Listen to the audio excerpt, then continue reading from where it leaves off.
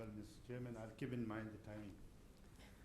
Honorable Chair, Co-Chair, Excellencies, distinguished delegates, scholars, speakers, and organizers, ladies and gentlemen. First of all, I would like to convey the greetings of His Majesty, the King, Royal Government, and people of Kingdom of Bhutan to this important conference taking place in the capital city, Delhi. It is indeed honor and a privilege for me and my delegation to be part of this important event. Today's conference is a special significance for humanity as we are facing increasing challenges of human society in maintaining environmental integrity, the critical balance between man and nature.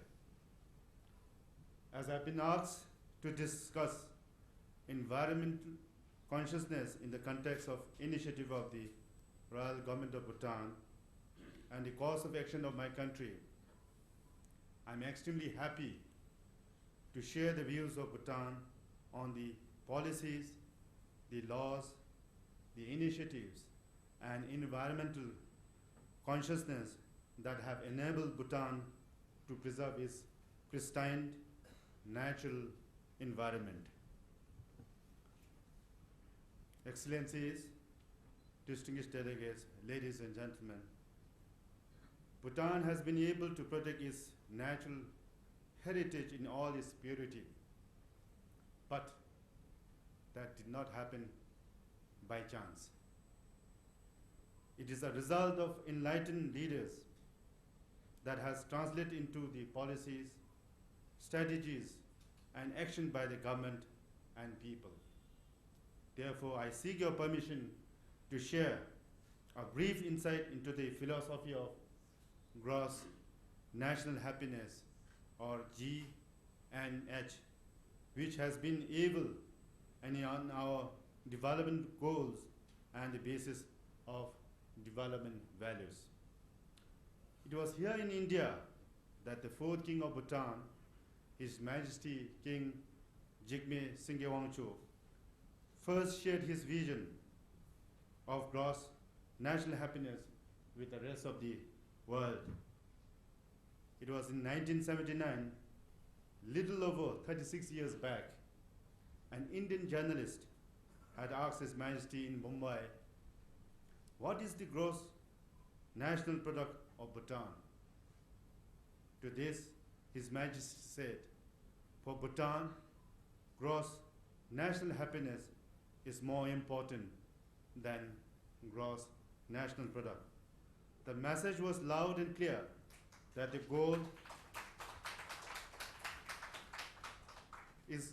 should be higher goal for human development than the material well-being.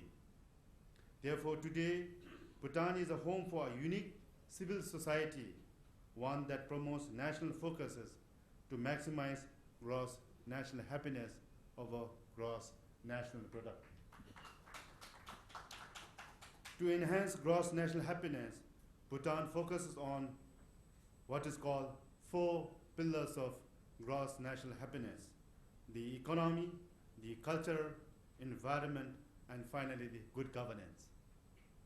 The Lord Buddha taught us that one cannot separate suffering from the causes of suffering. From this, we have drawn the wisdom that one cannot separate happiness from the cause of happiness. Happiness of the people being our development goal, it is a mandate of government to create causes and conditions for our citizens to pursue happiness. We have thus identified 4 fundamental policies as a GNH pillars of gross national happiness that will translate into our development priorities of the country.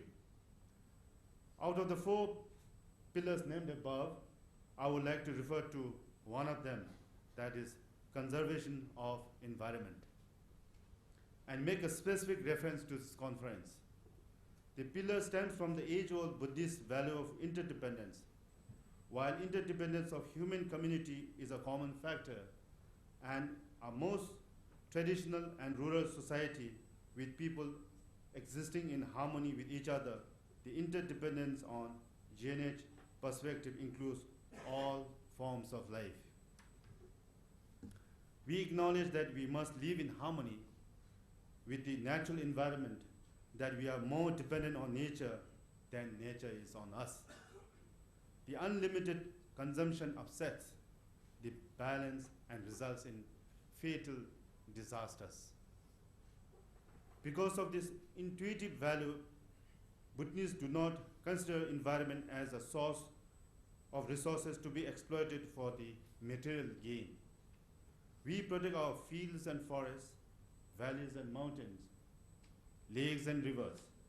We protect all wildlife to the extent that human-wildlife conflict has been the most sensitive issue in our rural area, where all the people are subsistence farmer, depending largely on agricultural produce.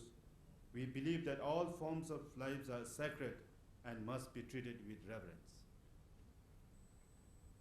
This is why Bhutan does not allow mountaineering, although we have highest unconquered peaks on the earth. Tourism is strongly regulated and controlled to prevent unique pressure on the environment. The Constitution of Kingdom of Bhutan requires country to maintain no less than 60% of its land under forest cover at all times to come. Today, Bhutan takes pride for having maintained 72% of our forests under cover, and more than 51% of our country 51% of our country is protected as parks and wildlife sanctuaries. All the national socio-economic policy go through GNH policy screening, where the impact of policy on the priorities of GNH has been assessed and evaluated. The overarching objective of the 11th five-year plan, that is from 2013 to 2018, is self-reliance and inclusive green socio-economic development. We are currently carbon negative and fully committed to remain carbon neutral. During the current period, the Royal Government is committed not only to preserve but to grow our environment heritage.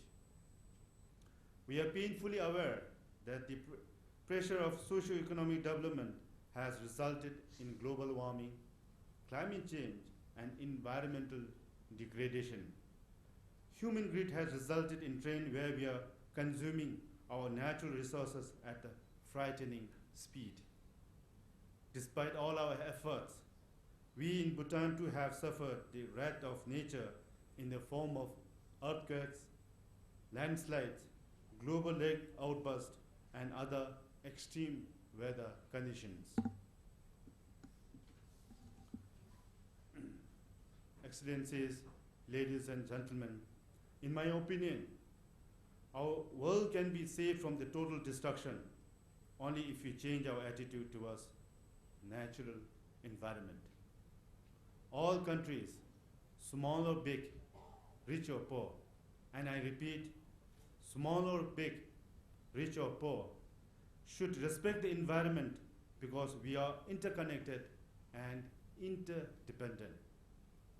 We are all affected by each other's action. This is the law of mutual casualty that Buddhism teaches us. People of Bhutan are fortunate to have inherited an extraordinary legacy of an unspoiled natural environment.